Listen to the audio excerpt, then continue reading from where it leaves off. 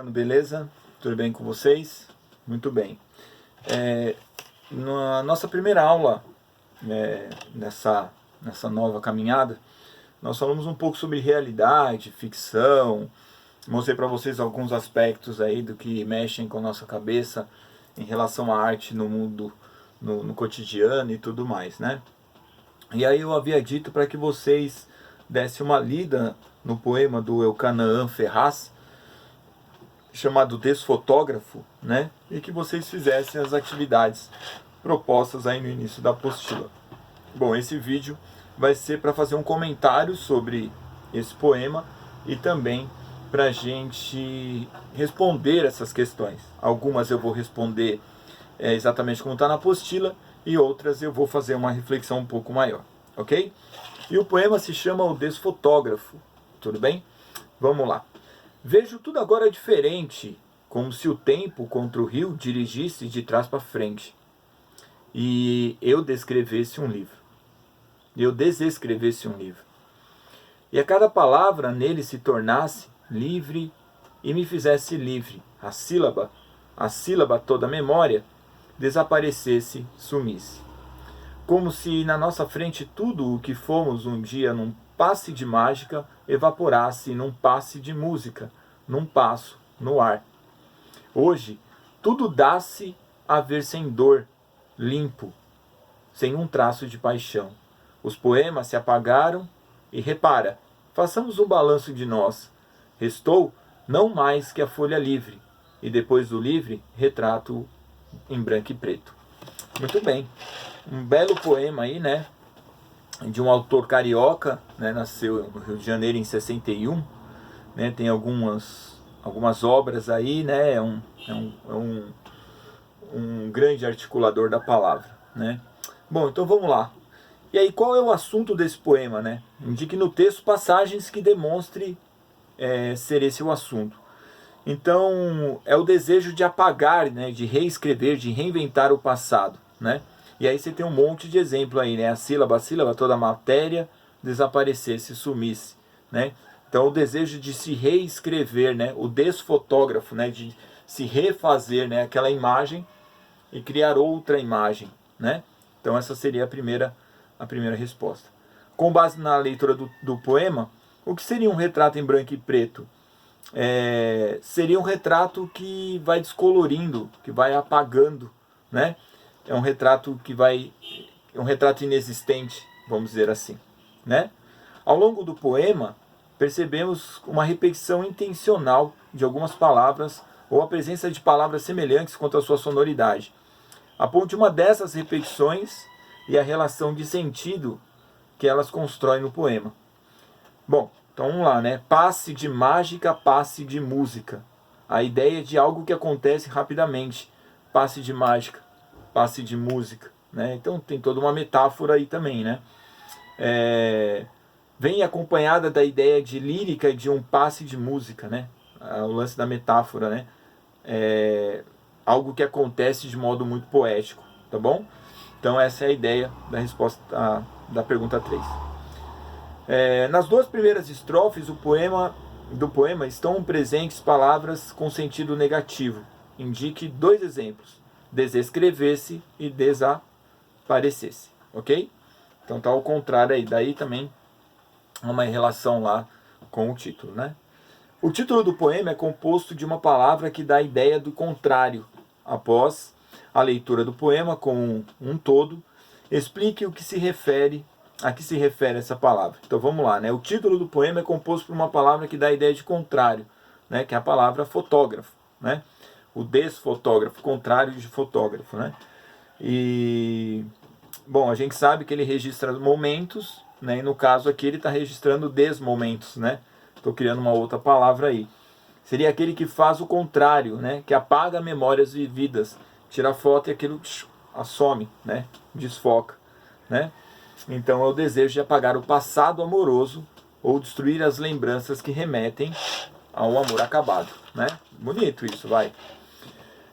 De que modo, sexta questão, de que modo o verso final do poema comprova a ideia de contrário proposta pelo título, né? Então no verso final, vamos lá no verso final, né? A última estrofe é o restou não mais que uma folha livre de depois do livro, o retrato em branco e preto. No verso final, composto apenas por uma sequência de pontos, né? Então vamos lá. Ah, sim. Bem no final do poema, eu não tinha me atentado a esse detalhe, né? O poeta bateu lá inúmeros pontos, né? E aí é composto de uma sequência de pontos. Indica o processo de desfotografar o passado e destruir tudo o que ficou registrado, né?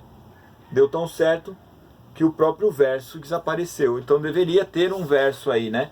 Se a gente for contar os versos do poema, então a gente tem 1, 2, 3, 4, 5 estrofes, certo? Então 4, 8, 16, 17, 18, 19, 20. Deveria ter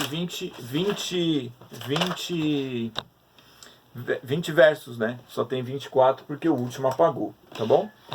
A palavra desfotógrafo, presente no título do poema, não consta nos dicionários. No entanto, pela leitura do poema é possível atribuir sentidos a ela. Em sua opinião, por que o autor inventou uma palavra para inserir no seu texto? Isso me lembra a aula de morfologia que nós tivemos, né? Que nós vimos lá, a humanidade é desumana, né? Então você tem a palavra humana, né? E quando coloca o des, né, descaracteriza essa visão de humanidade, né? E aqui acontece a mesma coisa, o desfotógrafo. Então é um afixo, um prefixo colocado na palavra human, né? O radical human, humanidade, humano, né? Que a gente já viu lá na morfologia. Então o que vocês têm que perceber aí, né? Que o desejo de desfazer aquelas imagens do passado, de não ter mais aquelas imagens do passado, né, que tanto atordoam esse eu lírico, ele queria apagar essa memória, apagar essas fotografias, né? Então, é a tentativa de apagar o passado, tá bom? A 7. A 8, no título do poema, a letra S, né? Então lá, ó, o desfotógrafo, né? Representa o mesmo que as letras SS na palavra dirigir-se. Esse é um dos sons que mais aparecem nesse poema. Em que palavras há esse som? Bom, aí, né, não tem o que falar, né? Desfotógrafo, ser, dirigir-se, traz, né? Descrever-se, tornar-se, fizesse, sílabas, desaparecesse. Aí tem uma infinidade depois, né? Vai ficar caçando palavra com S, né, meu? Em sua opinião, com que intenção o autor optou em repetir tantas vezes o som do S? Bom, primeiramente que é intencional, né? Ele não faz isso à toa, né? E também para dar essa hipótese do C, né? Se desse certo, né? Se fosse possível, né? Também seria uma ideia aí, né? Que poderíamos ter a respeito dessa presença dos sons do S, né? Mas de qualquer maneira é isso, né? Então é toda uma possibilidade, é impossível apagar o passado, né? Não tem como, né? A não ser que você tenha uma amnésia aí, e aí você consegue, fora isso é impossível. Bom, mas vocês perceberam aí, né? É um belo poema, não é um poema ruim, né? Eu particularmente gostei, né? Não é dos meus mais queridos, preferidos, mas de qualquer maneira é um belo texto, né? Um bom autor aí, pelo menos por esse poema. Não é um cara que eu leio, não conheço, né? Conheço o que eu vejo nas apostilas.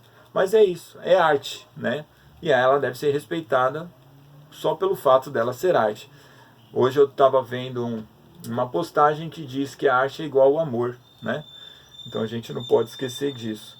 Bom, se você for um pouco mais à frente da sua apostila, né, você vai ver que vai falar de estrofe, de verso, de recursos sonoros e tudo mais. E aqui eu já comecei a fazer isso. Eu pedi para que vocês contassem a quantidade de estrofes, né, que são 5, certo? São 5 estrofes, 5 conjuntos de verso. Cada verso é uma linha, conjunto de verso é uma estrofe, o conjunto de estrofe um poema. E se você quiser, conjunto de poema, uma coletânea, um livro de poesia. Então, nesse poema nós percebemos que tem 20 versos, né, em 5 estrofes, obviamente 4 por cada estrofe, e E aí já começa a entender um pouco a questão da poesia escrita em verso, né? Porque há poesia também escrita em prosa, tudo bem? Mas isso é mais contemporâneo. E aí expressa todo o sentimento, todo o lirismo do eu lírico transposto por papel, por meio das palavras desse Eucanaã Ferraz. Beleza, galera? Bom, agora eu quero que vocês leiam mais um pouco aí a apostila de vocês. E na próxima aula a gente vai fazer um debate aí sobre metrificação e tudo mais, que é o que a gente precisa aprender. Tá bom? Mas se vocês quiserem, fica o meu desafio aí. Leiam a apostila da 7 até a 11 e façam o exercício 1 da página 12 e 13. Tá bom? Depois a gente vem para conversar sobre isso. Eu vou ter que pôr aqui ou a televisão ou uma lousa para mostrar isso para vocês na prática. Fechou? É isso. Até mais, final da segunda aula. Beijo, meus amores!